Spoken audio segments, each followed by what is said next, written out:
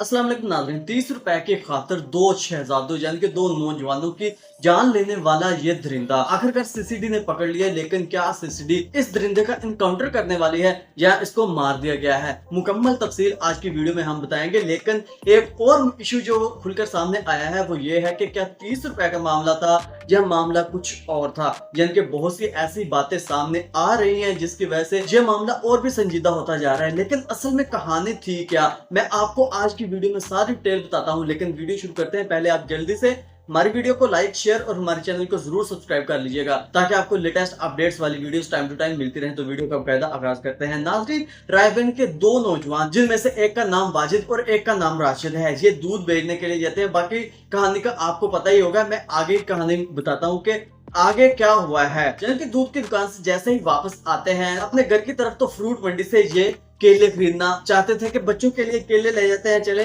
बच्चे जो बच्चे होते हैं वो तो प्यारे होते हैं और उनकी फरमाइश भी होती है और बच्चे इंतजार करते रहे कि हमारा वालिद हमारे लिए फ्रूट लेकर आएगा और हम खाएंगे। लेकिन छोटे छोटे मासूम बच्चों का बेचारों का क्या कसूर था, तो उनके सर से बाप का साया हट गया। और राशिद जिसके दो बेटियां हैं, बेटियां एक 4 साल की है, मेरे ख्याल से एक 5 साल की है, बेटा भी 3-4 साल का है। लेकिन एक और जो बेटा है, चौथा बेटा है, वो बहुत छोटा है। उसको तो बेचारे को ये भी नहीं मालूम कि उसका वालिद इस दुनिया फानी से रुखसत हो गया है और दरिंदों ने किस तरह बेदर्दी से इनके वालिद को कत्ल किया है। लेकिन अगर मैं आपको हकीकत बताऊं तो हकीकत कुछ और ही है, क्योंकि मामला 30 रुपए का नहीं था, मामला अना पर आ गया था। वाजिद ने कहा कि भाई मेरे पास 5000 हैं या मेरे पास 100 हैं, अगर 100 लेना है ठीक है, नहीं तो 5000 मैं आपको देता हूँ, जाओ जाकर चेंज करवा लो, खुले करवा लो, मेरे पास चेंज नहीं है। इसकी वजह से वो जो फल फ्रूट था वो कहता है कि मैं तुम्हारे बाप का नौकर नहीं हूँ, मैं तुम्हारे लिए पैसे लेके आऊं, इधर कोई भी पैसे नहीं देता, अगर तुम्हारे पास खुले हैं तो दे, तो फ्रूट ना लो। लेकिन शायद वो वाजिद और राशिद भी इस जिद पर अड़ गए थे कि उन्हें भी इनकार किया था। लेकिन जैसे तैसे कुछ मामला ऐसे बिगड़े कि वाजिद और राशिद के साथ फ्रूट वाले की अनबन होगी और फ्रूट वाले के साथ बहस में शुरू हो गए। लेकिन बहस में वो दरिंदा इतना ज्यादा एडवांस हो गया कि उसने अपने दोस्तों को, अपने जो भाई थे उसी फ्रूट मंडी में, उन सबको बुलवा लिया। और यहाँ तक कि राशिद के सर पर तो बल्ला मारा गया, यानी कि एक दरिंदे ने बल्ला मारा जिसका नाम अवैस है। और जो फल फ्रूट था उसकी तफसील बहुत हैरान को सामने आई है कि उसने जो लोहे का सामान होता है जिसके साथ वेट करते हैं, वजन करते हैं, और उसके साथ जो वाजिद है उसके सर पर मारे गए और उसके सर को जख्मी कर दिया, यानी कि उसके सर को बिल्कुल कुचल डाला। लेकिन जैसे ही एम्बुलेंस लेके जाती है और डॉक्टरों के पास जाकर डॉक्टर से करते हैं तो डॉक्टर भी सर पकड़कर बैठ जाते हैं कि ये कैसे वहशी दरिंदे थे जिन्होंने इतनी बेदर्दी के साथ, इतनी बेरहमी के साथ इस भाई का यानी कि वाजिद का सर फोड़ दिया है। और वाजिद को बेचारे को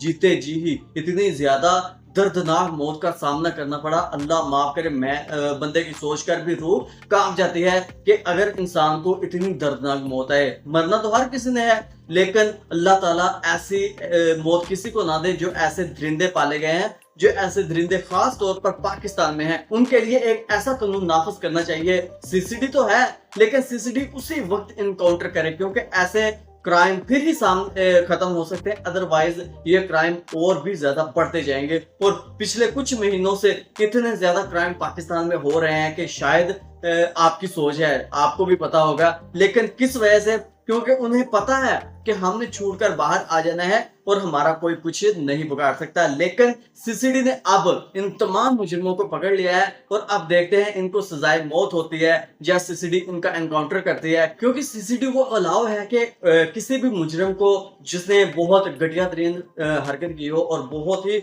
ड्राउनी उसने कार्रवाई की हो, उसका एनकाउंटर करने का। लेकिन बहुत जल्द इंशाल्लाह इनको भी अल्लाह ताला ऐसी सजा देगा कि जो इबरत का निशान बन जाएगी। और इबरतनाक अगर मौत इनकी हुई तो फिर हो सकता है ऐसे केसेस कभी पेशी आ सके, यानी कि अदरवाइज अगर इनको सजा ना हुई तो इसके अलावा और भी बहुत लोगों के साथ यही दरिंदे और इनके जैसे ही दरिंदे सलूक कर सकते हैं। लेकिन नाज़रीन, फिर भी आपका इन दरिंदों के हवाले से क्या राय है, आपने नीचे कमेंट सेक्शन में जरूर बताना है। और दूसरी तरफ अगर देखा जाए तो वाजिद और राशिद का बड़ा भाई वो बेचारा पागल हो गया है। जबकि दो जवान भाइयों की मौत का सदमा, एक तो भाई बर्दाश्त नहीं कर सकता, दूसरी बहन बर्दाश्त नहीं कर सकती, और ये दोनों बेचारे इनको पता ही नहीं है कि ये कहाँ हैं, ये कहाँ बैठे हैं और इनके साथ हुआ क्या है, और इनको मतलब दुनिया की खबर नहीं है। यहाँ तक कि इनके दिमाग भी डिजास्ट हो चुके हैं, यानी कि इतना बड़ा दुख। और इसके अलावा इनके वालिदैन की कंडीशन क्या होगी। मैंने इंटरव्यू में वालिद का जो इंकशाफ था वो सुना।